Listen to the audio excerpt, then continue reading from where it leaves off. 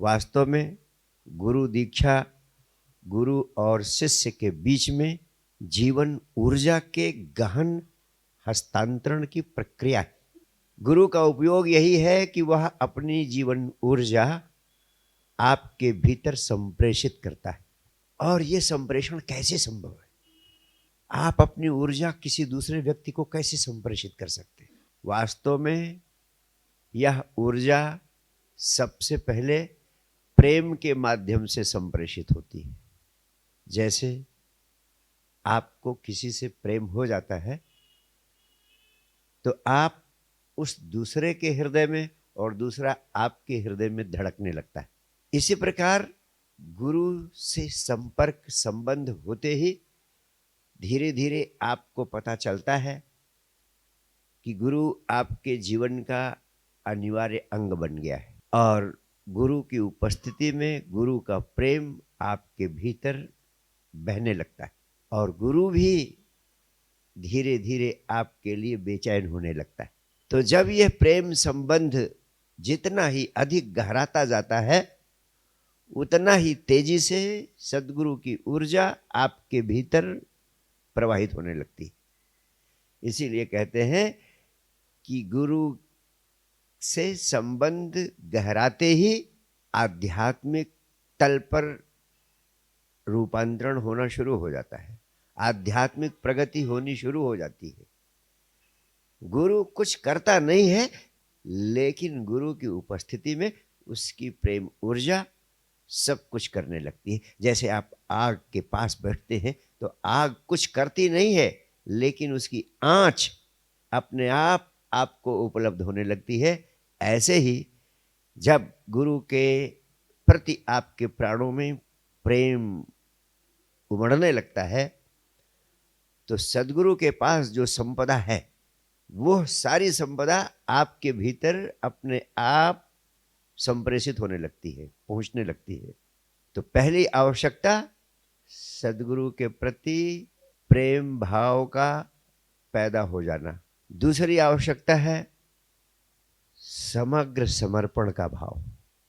अगर समग्र समर्पण का भाव हो तब ऊर्जा का हस्तांतरण सरलता से संभव होता है। ध्यान की ऊर्जा, इसीलिए अध्यात्म जगत में हमेशा कहा गया कि आध्यात्मिक ऊर्जा, ध्यान की ऊर्जा बिना सद्गुरु के आपको उपलब्ध नहीं हो सकती है। ऐसा नहीं है कि सद्गुरु के बिना ध्यान असंभव है, लेकिन हाँ बहुत कठिन जरूर होगा।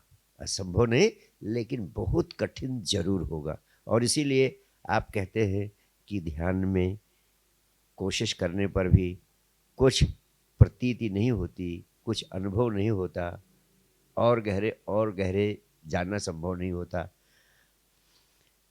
जबकि ध्यान एकमात्र महारसायन है जिसे अध्यात्म का प्राण कहा जा सकता है। सारे आध्यात्मिक जगत में ध्यान को हटा दें तो अध्यात्म में कुछ बचता नहीं, सिर्फ क्रियाकांड बचते। और क्रियाकांड सिर्फ झूठी सांत्वनाएं देते हैं, उनसे आपके जीवन का, आपके आत्मा के तल का कोई रूपांतरण, कोई परिवर्तन संभव नहीं होता है। और ध्यान में आपकी प्रगति हो इसके लिए सद्गुरु का आपसे संबंधित होना अनिवार्य है। बिना सद्गुरु के माध्यम से ध्यान की यात्रा असंभव नहीं तो बहुत कठिन अवश्य है। इसीलिए कहा गया, जिसने भी जाना उसने कहा गुरु का होना बहुत जरूरी है। और जब गुरु मिल जाए तो वहां पर अध्यात्म के वैज्ञानिकों ने कहा कि समग्र समर्पण का भाव होना बहुत जरूरी है।